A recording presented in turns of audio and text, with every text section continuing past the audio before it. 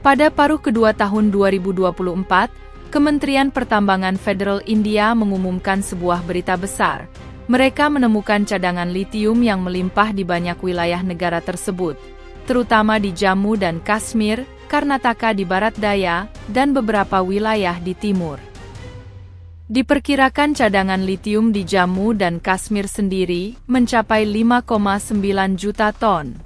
Selain itu, mereka telah menemukan cadangan lebih dari 10 mineral penting di wilayah pertambangan lainnya. Namun yang menarik, ketika melaporkan penemuan mineral tersebut, media India sengaja menekankan satu hal. Jika mineral tersebut dapat ditambang dengan lancar, India akan memiliki kesempatan untuk melepaskan diri dari ketergantungannya pada mineral Tiongkok. Kedengarannya seperti prospek yang bagus. Namun, kemudian, insinyur pertambangan lokal India segera datang untuk menyiramkan air dingin. Mereka menunjukkan masalah yang sangat realistis. India saat ini tidak memiliki kemampuan untuk menambang mineral tersebut secara mandiri. Bahkan jika dapat menggali biji melalui kerjasama dengan negara lain, kapasitas pemrosesan biji India akan sangat terbatas. Selain itu, di antara mineral-mineral yang baru ditemukan ini, teknologi pemrosesan 6 mineral utama kini hanya dikuasai oleh Tiongkok. Jadi pertanyaannya adalah, mengapa India begitu berhasrat untuk melepaskan diri dari ketergantungannya pada mineral-mineral Tiongkok? Mengapa India atau negara-negara lain selain Tiongkok tidak bisa mendapatkan mineral-mineral ini? Jika Anda menyukai video kami, silakan klik untuk berlangganan agar Anda tidak ketinggalan semua video terbaru kami. Sekarang, mari kita masuk ke topik hari ini. Chip, semikonduktor, kendaraan listrik, dan bidang-bidang teknologi tinggi lainnya, serta industri energi bersih, tidak dapat dipisahkan dari mineral-mineral penting. Dalam konteks internasional ini, negara-negara diam-diam mempercepat tata letak rantai pasokan mineral-mineral besar.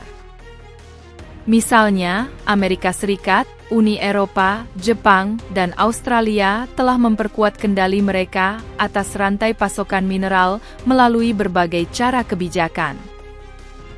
Pada saat yang sama, India tidak tinggal diam. Mereka secara aktif bergabung dengan Amerika Serikat, Jepang, Australia, dan negara-negara lain untuk mencoba mempromosikan decinaisasi rantai pasokan mineral internasional, dan bahkan ingin membentuk apa yang disebut aliansi pasokan mineral. Berdasarkan data tahun 2023, total impor India terhadap 10 mineral utama seperti kobalt, nikel, litium, dan biji tembaga mencapai rekor tertinggi sebesar 171 triliun rupiah. Di antaranya, ketergantungan impor kobalt, litium, dan nikel secara langsung mencapai 100%, dan ketergantungan impor biji tembaga setinggi 93%. Yang lebih dibesar-besarkan lagi, sebagian besar dari 30 mineral tersebut sangat bergantung pada impor dari Tiongkok. Misalnya, bismut, antara tahun 2019 dan 2024, impor bismut India dari Tiongkok mencapai 85,6% dari total impor, totalnya sekitar 35.000 ton. Melihat biji litium, India mengimpor sebanyak 396 miliar rupiah biji litium dari Tiongkok pada tahun 2023, yang mencakup 61,8% dari total impor. Dalam hal biji silikon, India mengimpor 886.800 ton dari Tiongkok, yang juga merupakan proporsi yang sangat tinggi. Ada pula grafit alam dan grafit serpih. Jumlah total grafit alam yang diekspor oleh Tiongkok pada tahun 2023 adalah 221.900 ton, di mana India membeli 22.500 ton, yang mencakup sekitar 10,1%. India masih menjadi salah satu pembeli utama dari total ekspor Tiongkok. Dilihat dari data ini, India pada dasarnya adalah pelanggan besar ekspor Tiongkok di pasar impor mineral. Namun, India telah mencoba memecahkan masalah tersebut dengan membentuk aliansi pasokan mineral dalam beberapa tahun terakhir, tetapi efeknya tidak ideal. Rencana aliansi tersebut sejauh ini belum menunjukkan efisiensi yang diharapkan, sehingga memaksa India untuk mencoba strategi lain, dengan harapan menemukan terobosan di sisi sumber daya. Untuk tujuan ini, pemerintah India juga telah melonggarkan banyak pembatasan dan bahkan memberikan lampu hijau untuk kebijakan pertambangan, mengizinkan perusahaan untuk mengeksplorasi sumber daya mineral tanpa izin pertambangan. Sekarang, perusahaan eksplorasi ini benar-benar kuat. Baru-baru ini, media India merilis berita bahwa mereka menemukan endapan litium dalam skala besar dan berbagai mineral di 5 wilayah di negara tersebut. Ini seharusnya menjadi berita yang bagus, tetapi berita yang menyusulnya agak menggelikan. Para profesional menunjukkan bahwa mineral-mineral ini sama sekali tidak dapat ditambang di India. Jadi, apa alasan di balik ini? Pada akhir tahun 2024, Kementerian Pertambangan Federal India mengumumkan sebuah berita yang menggemparkan seluruh negeri. Sejumlah besar cadangan mineral utama ditemukan di Jammu dan Kashmir, Karnataka di barat daya, Rajasthan di barat, dan Jharkhand di timur. Di antara semuanya, cadangan litium di Jammu dan Kashmir sangat menakjubkan, mencapai 5,9 juta ton. Yang lebih menarik perhatian adalah bahwa selain litium, wilayah ini juga mengandung lebih dari selusin mineral besar lainnya. Ketika berita itu keluar, seluruh negeri sangat gembira, dan media pun bergegas melaporkan, tambang telah ditemukan. India tidak akan lagi bergantung pada impor dari Tiongkok di masa mendatang.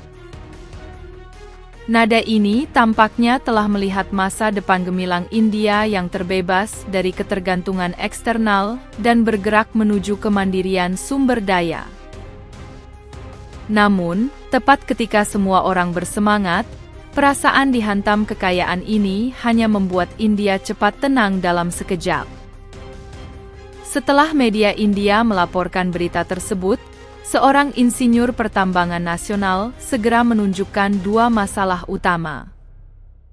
Pertama, tambang ditemukan, tetapi kapasitas penambangan tidak dapat mengimbanginya.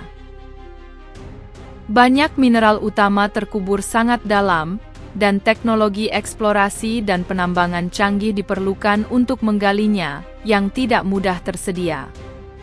Selain itu, ini membutuhkan dukungan investasi berisiko tinggi dan berbiaya tinggi.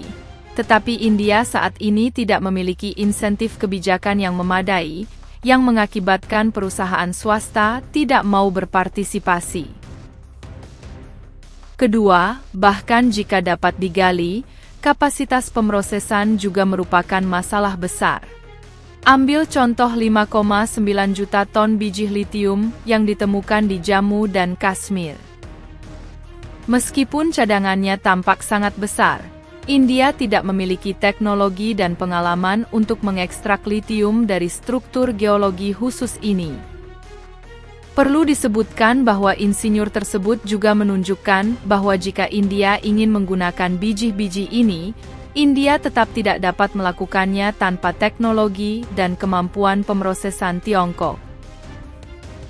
Jadi mengapa India tidak mampu melakukannya tanpa Tiongkok? Pada analisis akhir, alasan utama di balik ini adalah dominasi absolut Tiongkok di bidang mineral besar. Sebagai kekuatan pertambangan terbesar di dunia, pengaruh Tiongkok di bidang ini telah merambah ke semua aspek, mulai dari eksplorasi sumber daya hingga penambangan, hingga pemrosesan dan pemurnian. Setiap tautan tidak dapat dipisahkan dari dukungan teknis dan finansial Tiongkok. Menurut data survei saya, Tiongkok telah menemukan 173 jenis sumber daya mineral, termasuk 13 mineral energi, 59 mineral logam, dan 95 mineral non-logam. Melihat klasifikasi ini saja sudah cukup menakjubkan. Yang lebih dilebih-lebihkan adalah bahwa investasi Tiongkok dalam teknologi pertambangan juga sangat tinggi, dengan skala investasi hingga 301 triliun rupiah. Dana ini tidak hanya meningkatkan efisiensi penambangan mineral, tetapi juga menyebabkan pertumbuhan pesat ekspor mineral Tiongkok, seperti tembaga, litium, gallium, germanium, grafit, dan mineral lainnya. Namun, keunggulan Tiongkok yang sebenarnya tidak hanya terletak pada ekspor, tetapi juga pada daya saing intinya dalam pemrosesan dan pemurnian. Beberapa data dapat membuat kita merasakan dominasi ini secara lebih intuitif. Tiongkok mengendalikan 87% pemrosesan tanah jarang dunia, 58% kapasitas pemurnian litium, dan 68% pemrosesan silikon. Apa artinya ini? Sederhananya, rantai pasokan dunia di bidang terkait hampir tidak dapat menghindari bayang-bayang Tiongkok. Ambil contoh bismut. Logam ini banyak digunakan di bidang farmasi dan kimia, tetapi peleburannya sangat rumit. Tiongkok saat ini mengendalikan 80% hasil peleburan dunia, secara langsung mengunci negara lain. Bagi India, hampir merupakan mimpi untuk melewati Tiongkok untuk memurnikan bismut. Contoh lainnya adalah litium. Meskipun ada sumber daya mineral litium lainnya di dunia, masalah utamanya Tiongkok memiliki 58% dari kapasitas penyulingan litium dunia. Hampir semua negara harus bergantung pada teknologi pemrosesan Tiongkok, dan India tidak terkecuali. Situasi silikon lebih umum. Telurium juga banyak digunakan dalam pembangkit listrik tenaga surya dan manufaktur peralatan termoelektrik, dan produksi Tiongkok mencapai 60% dari total dunia, dengan hampir tidak ada pesaing di pasar. Sedangkan untuk grafit, bahan penting untuk baterai kendaraan listrik dan produksi baja, Tiongkok menguasai 67,2% dari produksi grafit dunia. Dapat dikatakan bahwa pasar ini sepenuhnya dikuasai oleh Tiongkok. Menurut data Kementerian Pertambangan India, saat ini India telah mengidentifikasi 30 mineral utama yang sangat penting bagi pembangunan ekonomi dan keamanan negara. Namun, di antara 30 mineral utama tersebut, 10 di antaranya sepenuhnya bergantung pada impor, terutama proporsi impor tertinggi dari Tiongkok. Bertahun-tahun, India telah berfokus pada penyelesaian permintaan domestik melalui impor, sementara kurang berinvestasi dalam teknologi eksplorasi, pemrosesan, dan ekstraksi mineral-mineral utama.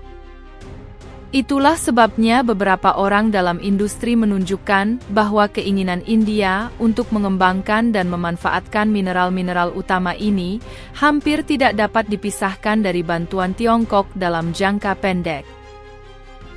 Bagaimanapun, Tiongkok memiliki posisi dominan absolut dalam pemrosesan dan teknologi di seluruh dunia.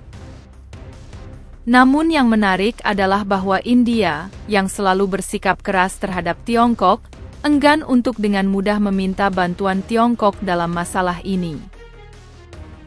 Jadi, India mulai mencoba pendekatan multicabang dengan harapan menemukan solusi.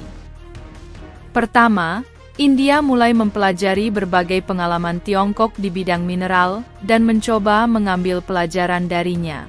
Seperti yang kita semua tahu, litium sangat penting untuk baterai kendaraan listrik dan penyimpanan energi. Untuk mengurangi ketergantungan pada baterai impor dan mendorong pengembangan produksi baterai dalam negeri, pemerintah India meluncurkan program insentif terkait produksi senilai total 34,2 triliun rupiah, dengan tujuan mengembangkan baterai kimia canggih dengan kapasitas terpasang 50 gigawatt dalam waktu 5 tahun. Namun, India mungkin telah meremehkan kompleksitas penambangan dan pemrosesan mineral. Sebaliknya, India masih memiliki kesenjangan yang jelas dalam teknologi mengejar ketertinggalan dari Tiongkok. Sejak lebih dari 20 tahun yang lalu, negara-negara barat mulai berencana untuk melampaui Tiongkok di bidang teknologi pemrosesan mineral. Lagi pula, mereka selalu takut diblokir dari pasokan sumber daya mineral. Namun, hingga hari ini, tujuan ini masih di luar jangkauan. Meskipun India memiliki rencana dan cita-cita besar, dari sudut pandang realistis, masih sulit untuk benar-benar menghilangkan ketergantungannya pada Tiongkok. Jadi, menurut Anda, apakah India dapat melakukannya? Agar tidak ketinggalan proyek dan berita terbaru kami di masa mendatang, pastikan Anda berlangganan channel kami dan mengaktifkan notifikasi.